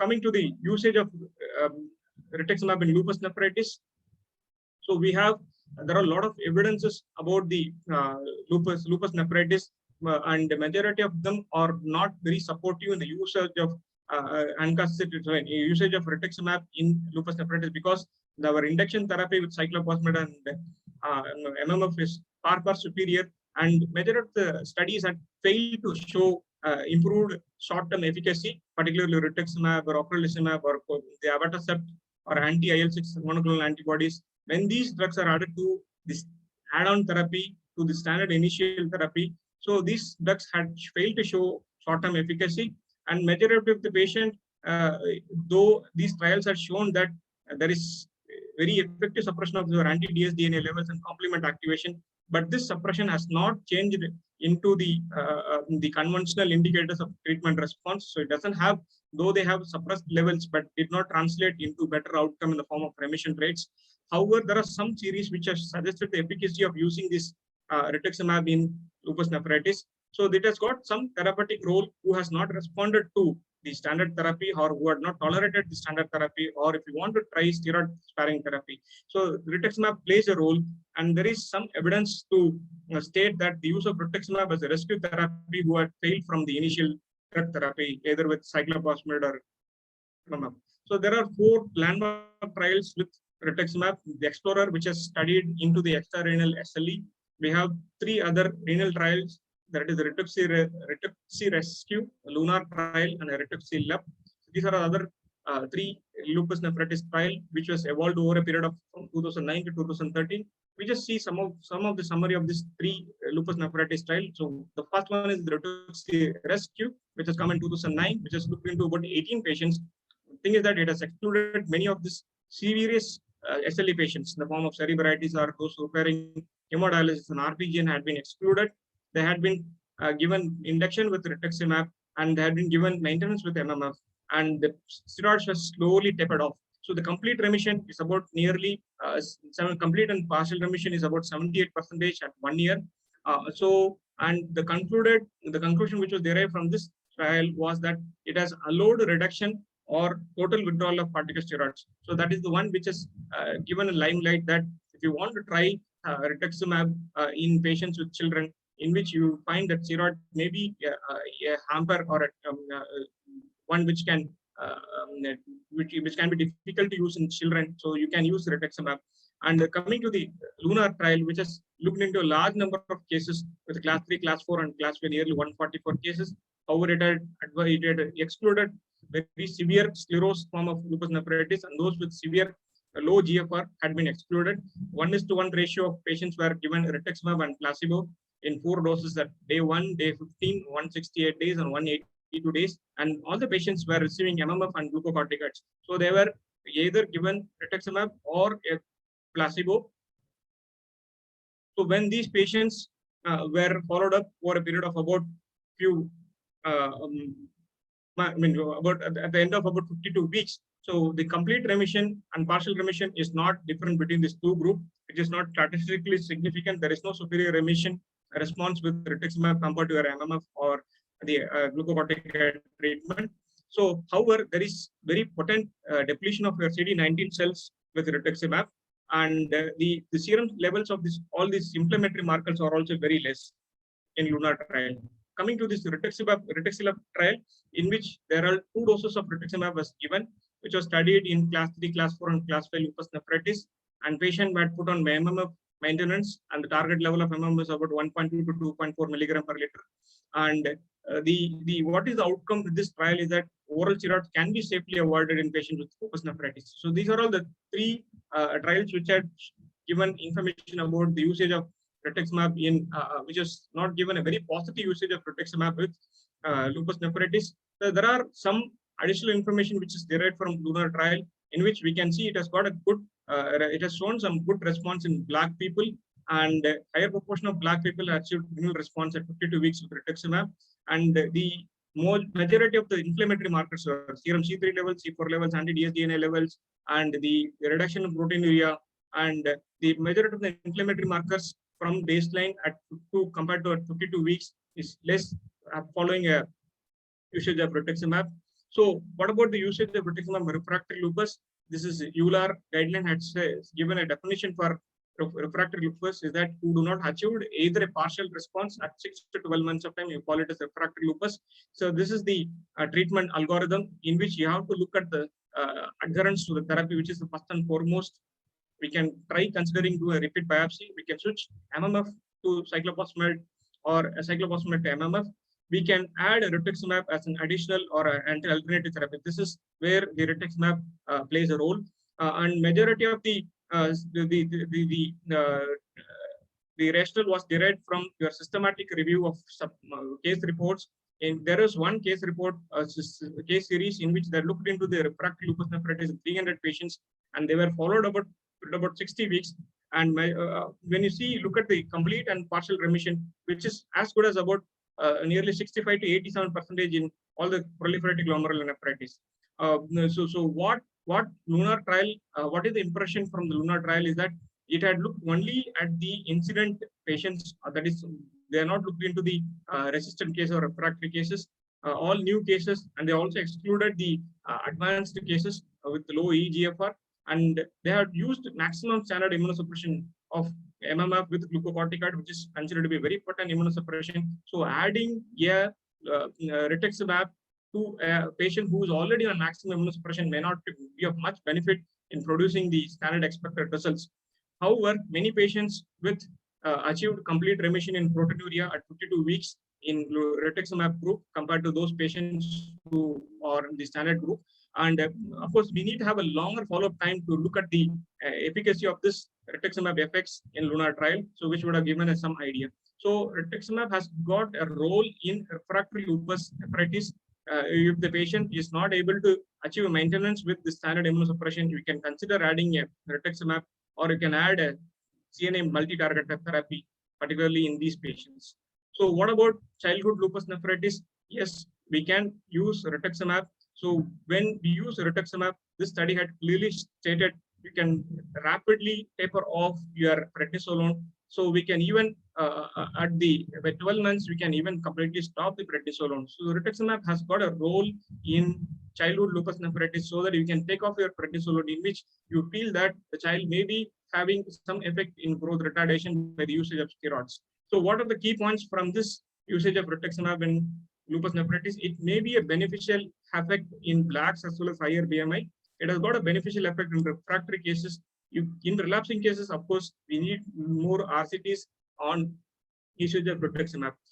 Regarding the children, yes, we can try as a steroid sparing therapy, which is very clearly given from rituximab trial as well as your rituximab trial. So as such, overall, rituximab has got a benefit in using in refractory cases of lupus nephritis. Coming to the next group of people which we have is nephrotic syndrome. So what does this KDIGO state? The 2020 guidelines have clearly stated that the steroid dependent nephrotic syndrome, there is a role for rituximab. We can use either MMF, rituximab, cyclophosphamide, CNF. They are preferable steroid sparing drugs in patients with steroid dependent frequently relapsing nephrotic syndrome. There is one trial which has looked into the NEMO, that is called the NEMO trial, in which looked at the efficacy of rituximab, and they found that rituximab was able to reduce the total number of relapses. So there are a lot of RCTs as well as non-randomized study had favored the use of rituximab in patients with steroid-dependent nephrotic syndrome and frequently relapsing nephrotic syndrome. However, there are no data on usage, number of dosages, or where is the what is the dosage and what is the frequency of administration, whether we require 1 dose or 4 doses. There are not much of data, and they recommend on CD levels monitoring. Regarding the usage of steroid-resistant nephrotic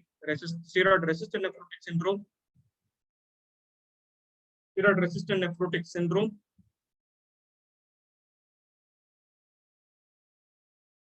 yes, we have a very good. We don't have a recommendation from KDIGO stating that rituximab has got a role.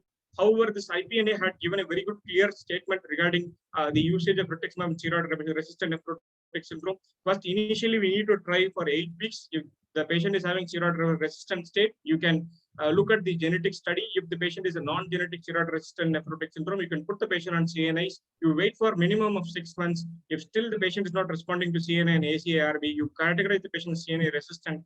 You have to stop CNI, you have to stop steroids, or you can continue low dose of steroids. Then you can put the patient on rituximab. So rituximab has got a role in CNI resistant cases. We can try, it is not a role, we can try rituximab as one of the rescue therapy in steroid-resistant nephrotic syndrome, which is given as from the IPNA guidelines. So we can use 2 doses of rituximab, and we need to keep the CD count low, as low as 5 microliter, less than 1%. So about 1 to 2 infusions are enough for 2 weeks. So this picture has clearly stated that you can try steroid in rituximab in steroid-resistant nephrotic syndrome. Regarding the MPGN, yes, of course, the cryoglomerular vasculitis Cryoglomerular vasculitis, the patients with severe renal diseases, you can use rituximab. Catastrophic diseases, you can use rituximab, plasmaxine, and IV steroids. Of course, we need to optimize the patient on antivirals. That is the first and foremost therapy. We can try rituximab as first-line therapy in severe cases, particularly in HCV-associated glomerular diseases.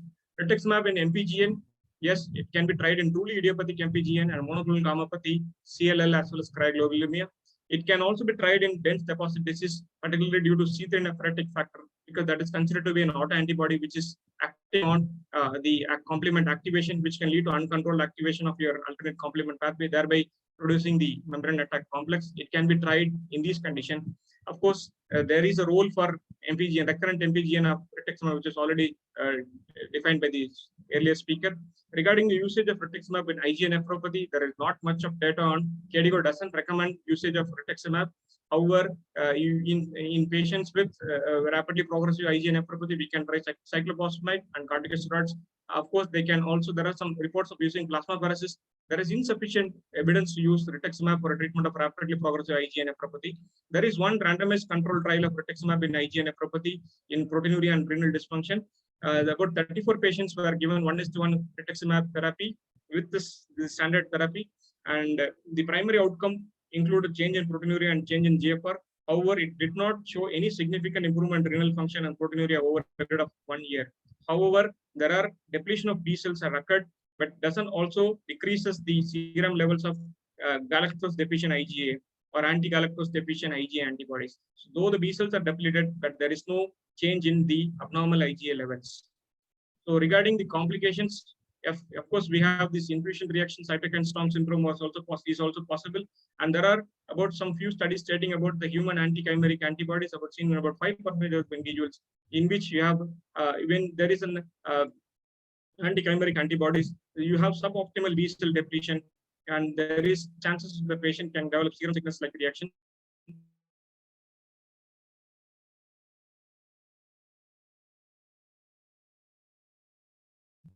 Infections are usually months, particularly despite common as the PCP pneumonia. And we very triple complication of usage of rituximab is the reactivation of JC virus, which can lead to progressive multifocal leukoencephalopathy, which is often fatal, and it is very debilitating to the patients.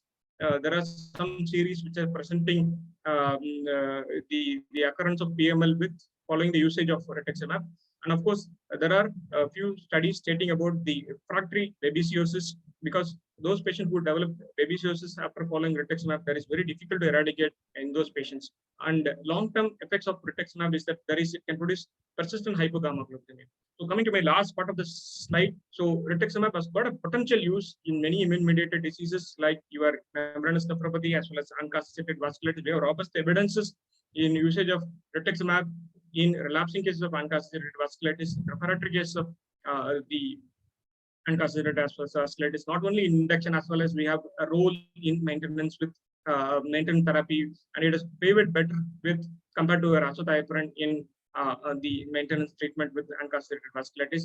And now the trend is towards the usage of low-dose therapy. A low-dose induction with ANCA-associated vasculitis has been also been tried, and low-dose therapy in idiopathic membranous nephropathy has been tried. The main idea behind this is to give good safety to the patient, and so also you monitor the trends in B cells, and thereby you can add a second dose if it is clinically indicated.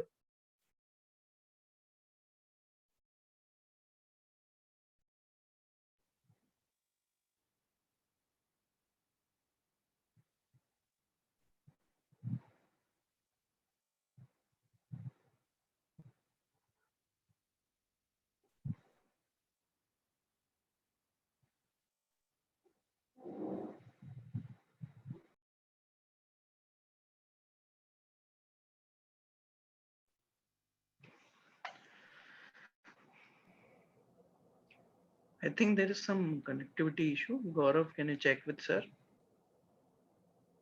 Yeah, we are calling sir to check whether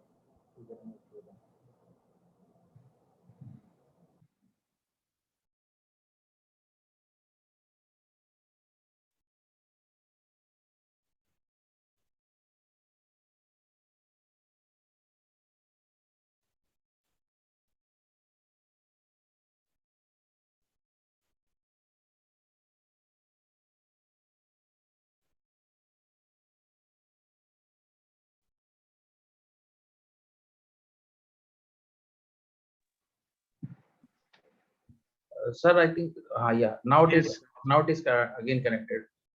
Yeah, so there is some technical issue. Sorry. Yeah, yes, sir. Yes, sir. So like, It's, I've just reached my last part of this slide. yes, sir. Nothing much to add. So now the trend is towards to use low dose therapy, and infection complications are very mild, and there is a risk of hypogammaglobulinemia. We need some biosimilars or dose targeting B cells to reduce that cost. So I just conclude my topic. I think we can open the session for discussion.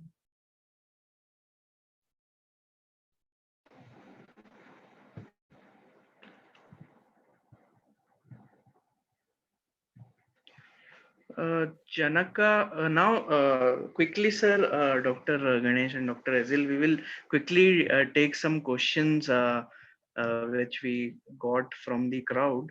So the first question is, sir, is monitoring of CD19 and CD20 is available in Tamil Nadu, and how costly it is?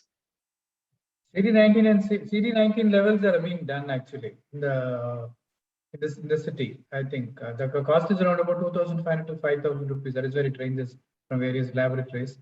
Some of the companies have been doing it for levels, especially if they are going on for across blood group transplants, and that's how they measure and try to down slice the levels of other immunosuppressants, and especially across blood group transplants. Okay, sir. And the participants can also unmute their mic. I think Janaka, Yes. Dr. Janaka has raised Yes. his hand. Yeah. So first question is, do we need to exclude TB before the rituximab? Some centers I have heard that they need to exclude TB or the latent TB or the latent TB, especially not the active TB before rituximab. Is it necessary? Especially, of course, I take the question from the transplant point of view. In the post-transplant scenario, of course, as a pre-transplant workup, you would have done by default looking for a chest X-rays and everything. By standard, what you call teaching, it has been even for the steroids in India. They say you better do a chest X-ray before starting them on starting them on steroids to make sure there is no occult tuberculosis. But of course, we don't go beyond that to check for any Montus test or anything like that, or PPT. To find out whether they have got any occult activity of tuberculosis. I think we just suffice with the chest X-rays, and in the transplant scenarios, the pre-workup would have done CT scan chest for whatever reasons, and they go by default. They go to the pulmonologist for clearance, and that's how they get cleared of possibility of any occult infections. In the routine practice, I think Dr. Hale will tell what is happening in regular global therapies. It's not like routinely we don't screen for latent TB, but as sir said, we just do a CT, do an X-ray, look for any active evidence of TB. And one thing is that we'll be a little bit particular about the presence of hepatitis B, because hepatitis B reactivation or TB reactivation can happen at any time, and everybody is exposed to TB. I don't think it's routinely you have to look at the patients, either you need to do a Mantoux test or do a CT before giving a rituximab. It's not routinely followed, but the thing is that we can just do a simple chest X-ray that might be enough to rule out any active TB. Yes. The second question is, we had a patient with hepatitis C related glomerulonephritis, and there is an active lesion with some RPG in picture. Actually, in that case, our senior nephrologist suggested to go ahead with the rituximab before starting antiviral therapy. What is your opinion, sir? Yeah, of course, if the patient is having a life-threatening hemorrhage, the life-threatening or organ-threatening, so we can use the rituximab. Of course, you have to start the patient on antivirals. That is there. So you can start the rituximab and simultaneously you can start on antivirals.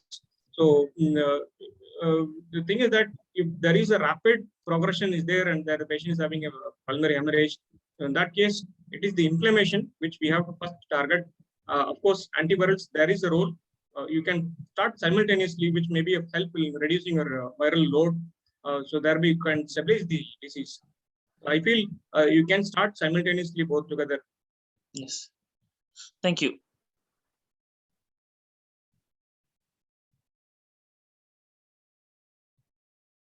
Any other participant who want to ask the question can unmute his mic, his or her mic. Before I think others ask a question, I just want to have a comment on my own friend. I had a child of 9 months of age from Seychelles. There is an African country, but the children will be white. They won't be classified as blacks. And the child came with the nephrotic syndrome like picture at age of 9th month. And then it was florid. We thought it can get away with the steroids, and we knew, of course, it could be a congenital form of nephrotic syndrome, Finnish type or whatever. We did the biopsy under general anesthesia, and of course, to our this one it came as membranous nephropathy. And then I did literature search for even usage of rituximab in very young children. Of course, the other this one, whatever I think Dr. Alan discussed was from the children point of view, like maybe above 5 years of age. When I was treating this particular child, had come somewhere in 2009 or 2012 in that period, and I really had to find out whether the usage of rituximab would be of helpful in that particular tender age. And luckily, she remitted after 2 doses of rituximab, and she was on low dose of steroids. Steroids were tried for an initial period, but there was no showing any benefit. The albumin levels were pretty low, and the child could come up with the albumin also. The proteinuria persisted. But on rituximab usage, at least to a certain extent, we could get the partial remission, I can say. And I did follow up after going there also once to Seychelles. The child was doing little well. Afterwards, I lost contact with the child. I just want to share this particular experience I had at the earliest 9th month usage of rituximab. I don't know others in the panel or in the audience have such common such of a experience with the low dose of rituximab in tender age.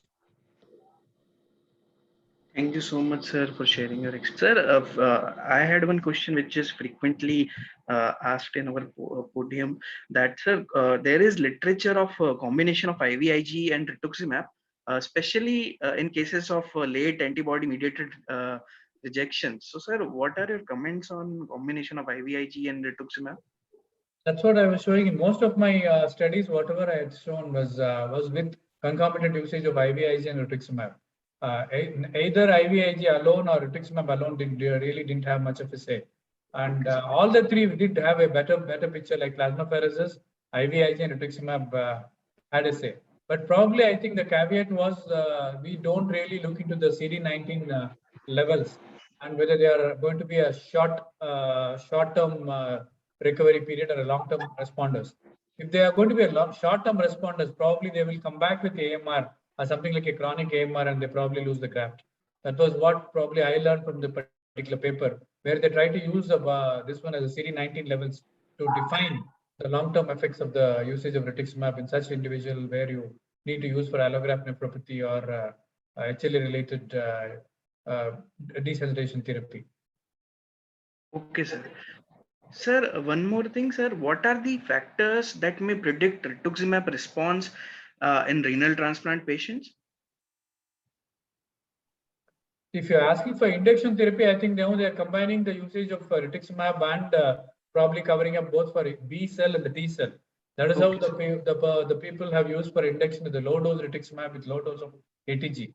Probably they're blocking the whole cell B and T, and they find the induction will going to be a broad spectrum, especially if they are dealing with people with FSGS.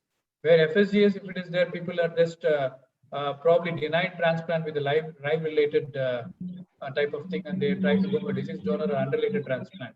So in such cases, probably use of rituximab with ATG, a low dose ATG, might help in blocking both B cells and T cells.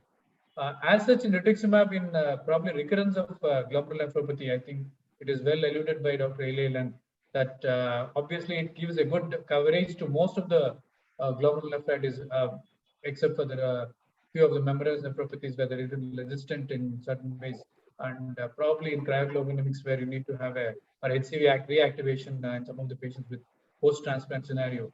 You need to be careful of usage of rituximab. Otherwise, I think you still have an edge of using rituximab in the post-transplant scenario. If you are looking at recurrence of GN, or of course with CAN, chronic allograft. Okay, thank you, sir. Thank you. Dr. Elil, one question was that on the steroid-dependent minimal change in nephrotic syndrome, sir, what is the efficacy of low-dose rituximab in such conditions? Yeah, of course, if steroid dependent state, you can use low dose rituximab. Thing is that the main idea is to keep the patient is under remission. So also the patient will be frankly having all the steroid side effects. So we can use the low dose rituximab. Maybe we can look at the levels of the CD19 and then give the second dose. It has got definitely a role in producing remission. Okay, sir. Sir, I think one to last add this, I question. think there was also one paper saying that the first use rituximab itself, one paper basically nephrotic syndrome, you can probably come away with long-term usage of steroids. They used a first good shot of rituximab, like 375 milligram per meter square of body surface area, as a first shot, as a first use drug, instead of trying and steroids in nephrotic syndrome pediatric age. Dr. NK, one question. Dr. Shanaka here. Yeah. Can you hear me? Yeah. Please go ahead. The thing is, when we are doing the high risk transplant with pre-transplant desensitization protocol, so after plasma exchange with IVIG followed by rituximab. So if you are using plasma exchange rituximab protocol for the desensitization, so induction therapy, can we go ahead with the besiliximab instead of ATG, because massive immunosuppression prior to the induction with plasma exchange plus rituximab, that will increase the risk if we use ATG. So is it okay to use besiliximab?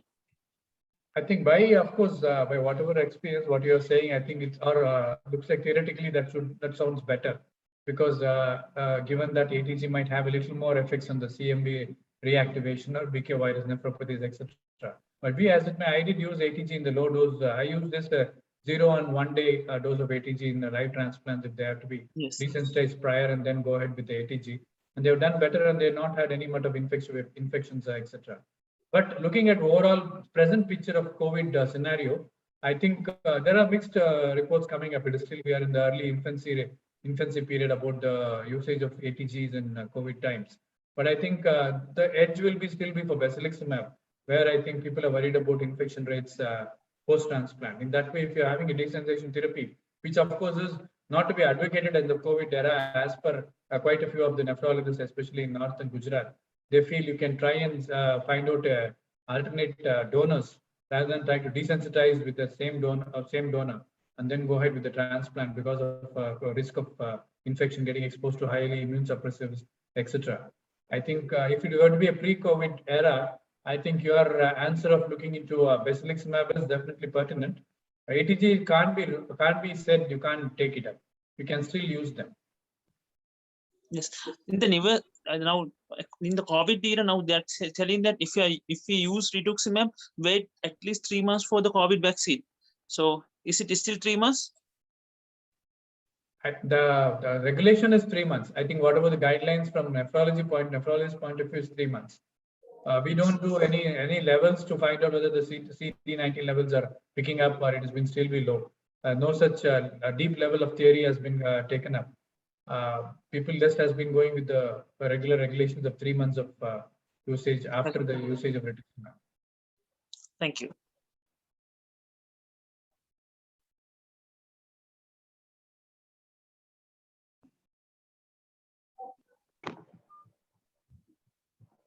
I don't know with this probably what about this COVID? It could be some personal experience, I mean individual experience too, because those are the people who probably used a high dose rituximab, like 1 gram. And the way we are using like 100 to 200 milligrams of rituximab, maybe we don't know whether the COVID levels, the antibodies may not be having so low responses. It can still have a moderately better responses. That's what I think people once they start doing the levels, we know really what is happening to the general population itself first, or even the post-transplant scenarios where they are not been exposed to rituximab before. They are on low dose of after 3 months of the post-transplant or post-ATG, after 6 weeks to 8 weeks of post-ATG, if they are doing the vaccination and seeing the levels. We need to have more insight about the COVID vaccination levels. I think we are getting some insights from other places, especially US. They are already going in for third dosage, third vaccination. With probably a mixed combination of Covishield or Covaxin in combination to pick up the levels of antibodies against COVID. Any personal experience by Dr. Elil? No, sir. Actually, my experience is very limited. Actually, so what you said, I agree with that. The usual trend is to wait for about 3 months. And we do not know whether the patients who had been put on rituximab, whether they do have a very good antibody response. We do not know. Even in normal population, also we see a lot of patients do not have much adequate antibody response by 3 months. So many of the times the antibodies comes off or wanes off actually. So I think that might be the effect of the drug. And we do see a lot of cases of hypogammaglobulinemia, persistent hypogammaglobulinemia, which is quite common after giving a high dose of rituximab, which can be persistent for Those about will not have levels of antibodies in them. yes. So we may not have adequate response. So we do not know. Maybe in future we may have to look at all these things. Correct. We have to specifically look into all the other things. Both in general population and post-renal transplant. Exposed to immunosuppressants. Yes, yes. One last question. In the primary idiopathic membranous nephropathy, according to the Venture trial, so the rituximab is 1 gram in first 6 months. If there's a partial response, second doses we can give in the second 6 months. So most of the time we combine steroids with the rituximab in this regime. But original trial, I think they did only using the rituximab. What is your experience combining with the small dose of steroids in Mento when you're using for primary membranous nephropathy? You mean to ask that? You mean to say that we can combine low dose of steroids with rituximab? Yes, the original trial they did only with the Ritux without any steroids. But most of the time we used to combine with small dose of steroids with the Ritux. Is it fine? Usually in membranous nephropathy, we don't combine with steroids, right? Yeah, correct. We don't usually if you want to start, you start with CNI, or if you want to give a modified Conticelli, you can use steroid with cyclophosphamide. Yes. Except So, that. Yes. The low dose of steroids with the CNA or low dose of steroids, I'm not very aware of. I'm not very aware. I don't have not much of experience in using rituximab and a small dose of steroids. I think if you use rituximab, you have a role of taking out your steroids because we see in lupus nephritis, or you can see in other steroid-dependent nephrotic syndrome. So when you give rituximab, you can slowly take off your steroids. You can even taper off and even completely take out steroids. So that usage of rituximab will give a hand in stopping your steroids. So rather than I think we can put the patient only on rituximab. That might be the role. I don't think we can combine these two drugs together. Yes. I think possibly, I think in our old experience, I'm sure I mean seniors were also using that. They were using 0.5 milligram per kg body weight of prednisolone, because once you are given rituximab, those days we never used to get the CD19 levels at all, and it was not in the picture. And rituximab has been used in the last 10, 12 years of stay, even in the glomerulonephritis. And so probably by out of compulsion and worry that we are not using any other immunosuppressants because we're waiting for rituximab happening every month. We're not giving even two weekly or so in the initial period. We're giving only once in 4 weeks. So out of probably compulsion, we used to give a 0.5 milligrams of steroids in such cases. But once ACI ARBs were being used, I think probably we used to keep ACI ARBs as a primary agent for therapy, and then we used to keep rituximab as probably a surrogate or something like a booster dose or a immune modulatory therapy or induction therapy in between. That's how we used to use. But initially, as I think probably the question might have come out of the previous experiences where they used 0.5 milligrams of low dose steroids in patients who are only on rituximab with nothing else. With nothing else. So other question is those with chronic late onset chronic active ABMR. So after the plasma exchange, we used to give the rituximab 2 doses, and then we monitor the CD19 level after 4 to 6 weeks. So usually, as you said, the effect of rituximab is there for 6 months usually, and we usually repeat the CD19 level after 6 to 8 months. If there is repopulation, we used to give the rituximab every 6 to, depending on the repopulation, for the long term basis. Is it advisable? So the studies, what they did was the 6th month level, and then they did the 8th month level, and then I think the 12th month level. And based Yes. on that, they did plan for a booster dose of rituximab if the levels were on the lower side and you have any adverse events. So probably there was used. I think most of us didn't have that need. I think once robust other immunosuppressants were being used like CNI and MMF, etc. Probably it was acting as a part of desensitization therapy in its own way. I think the usage of a repeat dose of rituximab probably even based on CD19 was not probably needed. I think, but by theoretically, yes, if the CD19 level are coming down and you have the effects of probably resurgence of rejection, probably the jet reaction or what you call the reflex reaction is going to give rituximab once again. Yes. Fewer for patient having persistent DSA level, and most of them are in sometimes on monthly immunoglobulin to suppress these DSAs. And time to time or 6 months or 9 months interval, we are monitoring the CD19 level, and depending on this repopulation, we are sometimes giving booster doses of rituximab. But sometimes I feel sometimes we are over immunosuppress this patient. I think only rituximab may not be helpful in such cases. Probably if you have a rebound repopulation of the B cells and then there's an increase in the DSA or possibly the CD19 levels are not well maintained, you may have to combine with probably a plasmapheresis with or without IVIG. I don't think only rituximab will going to have a say in such resistant cases. Yes. As I already told you, the bottom line is not to harp upon only on rituximab alone. I think most of the studies were also using IVIG. If you look at the 2 grams per kilo body weight was what combined together they were using it, and only a couple of cases that used IVIG alone. So in such cases, if you look at it, I think possibly the effect will be better if you use it in combination rather than using it in alone to look at the levels coming down or stabilizing. Yes.